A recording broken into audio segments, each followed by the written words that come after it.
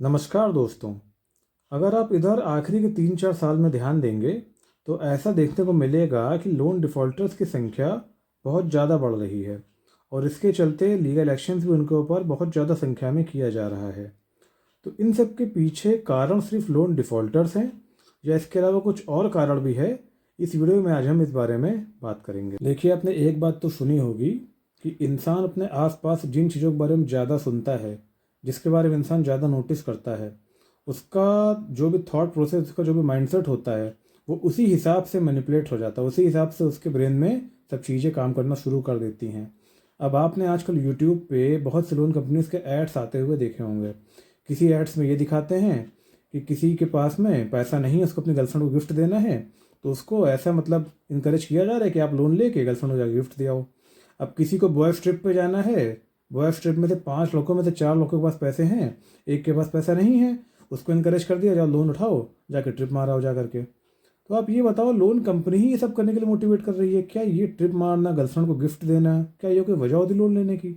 आपके पास पैसे नहीं है, आईफोन आप खरीद लो जाके, आप क्रेडिट कार्ड स्वाइप करो, आईफोन खरीद लो जाके, उसकी ईएमआई बाद में भरते रहना। अब आप ये सोचिए, लोन कंपनी खुद ही आपको इनकरेज कर रही है कि आप हमसे पैसा बिंदास होकर ले लीजिए, जाके अपनी गर्लफ्रेंड को गिफ्ट दिला दीजिए, जा करके एक आईफोन खरीद लाइए, मतलब जो भी पैसा हम दे रहे हैं उसको लग्जरी में जाके आप उड़ाए आइए, बाद में ईएमआई उसकी आप भरते रहिएगा, वो आप देख लेंगे बाद में। सबसे बड़ी मज़े की बात तो ये है कि कंपनी मात्र आपका सिविल रिपोर्ट चेक कर लेगी, आधार पैन ले लेगी, आपको पर्सनल लोन आराम से प्रोवाइड कर देगी। भाई, सिविल रिपोर्ट में उसने क्या चेक किया?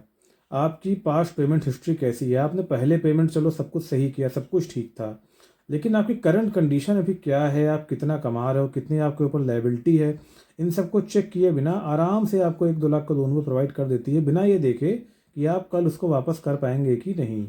अब बताइए, तो डिफ़ॉल्ट इससे बढ़ेंगे कि नहीं बढ़ेंगे? कंपनी पूरा पूरा ऐसे ही पैसा बांट रही है सबको कि आप आराम से जो है उड़ाइए, हम इसको देख लेंगे।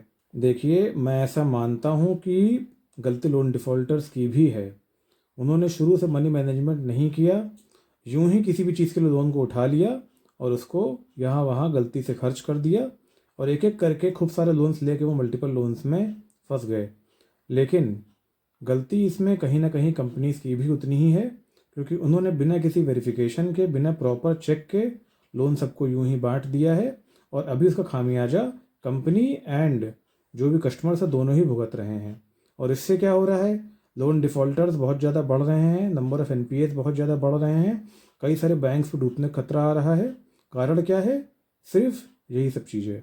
लेकिन अभी भी देखने को मिल रहा है कि इस तरह के एड्स चलाए जा रहे हैं, इस तरह से लोन्स को ग्लोरीफाई किया जा रहा है जैसे ये बहुत ही अच्छी चीज़ है। देखिए, लोन लेने का सही कारण क्या होता है?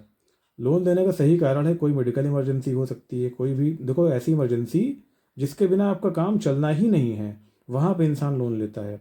ना कि इसके लिए कि आप कहीं घूम आ रहे हो जा करके, आप जो है किसी को गिफ्ट दिला रहे हो, आप अपनी कोई लग्जरी में खर्चा कर रहे हो, अपने शौक को पूरे कर रहे हो। लोन ले करके शौक भाई कभी पूरा नहीं होता। लोन सिर्फ आपकी उन ज़रूरतों को पूरा करता है जिसके बिना आपका आगे चल के काम रुक जाना है, चलना ही नहीं है। और लिख के रख लो, अगर आप लोन्स को ले करके सिर्फ अपने शौक पूरे करते हो, लग्जरी में खर्च करते हो, तो आज नहीं 5-6 साल बाद में आप पक्का मल्टीपल लोन्स में फंस जाओगे, क्योंकि इच्छाएं कभी भी इंसान की ख़त्म नहीं होती हैं, वो हमेशा बढ़ती जाती हैं। और एक बात मैं और कहना चाहूँगा, देखिए, छोटा मुँह बड़ी बात, अगर मेरा ये वीडियो किसी बैंक के बड़े अधिकारी तक के पहुँच जाता है, तो मैं उनसे ये आग्रह करना चाहता हूँ कि सर प्लीज़, जितना पैसा आप लोन की रिकवरी में खर्च करते हैं, आप रिकवरी एजेंट्स को हायर करने में, लीगल एक्शंस में खर्च करते हैं, उसका ज़्यादा नहीं, बस कुछ परसेंट अवेयरनेस कैंपेन में लगवा दीजिए।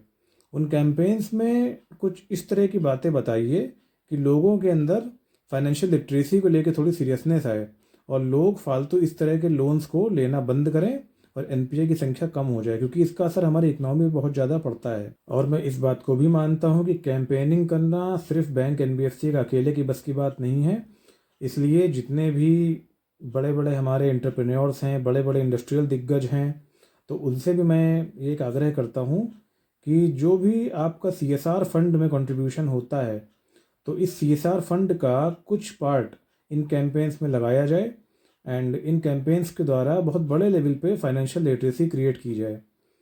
लोगों को डरा करके, रिकवरी एजेंट्स के डर से, लीगल एक्शन के डर से डरा के, धमका के पैसा निकालने से अच्छा है उनको फाइनेंशियल लिटरेसी दी जाए।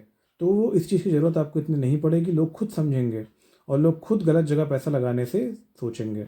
और ये सब करने के बाद में कुछ ऐसा सिस्टम बनाया जाए कि जितने लोगों ने इन कैंपेन्स को ज्वाइन किया है उनका छोटा मोटा टेस्ट लेके सर्टिफिकेशन किया जाए, एंड फ्यूचर में जब भी कभी वो कोई अनसिक्योर लोन लेना चाहें तो उस सर्टिफिकेट को देख करके ही उनको वो लोन दिया जाए, एंड साथ साथ उनकी करंट स्टेटस, करंट उनका जो भी लायबिलिटी है पूरा प्रॉपर चेक करके तब उनको लोन दिया जाए।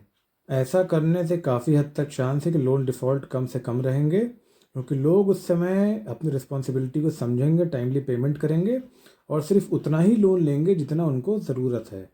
मैं इस बात को लेके पूरी तरह एग्री करता हूँ कि इससे लोन की सेल्स काफ़ी कम होंगी, लेकिन जितनी भी सेल्स होंगी जेन्युइन रहेंगी, उनका प्रॉपर उनको सारा पूरा पैसा मिलेगा, जिससे कंपनी का भी प्रॉफिट बैलेंस रहेगा।